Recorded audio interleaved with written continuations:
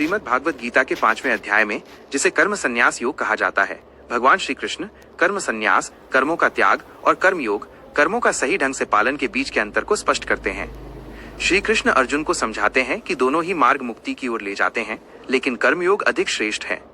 वे कहते हैं कि कर्मों को पूरी तरह से त्याग देना कठिन है, जबकि कर्मयोग में व्यक्ति आसक्ति और फल की इच्छा का त्याग करके अपने कर्तव्य का पालन करता है। कर्मयोगी की विशेषताएं: वह सभी कर्मों को भगवान को समर्पित करके करता है।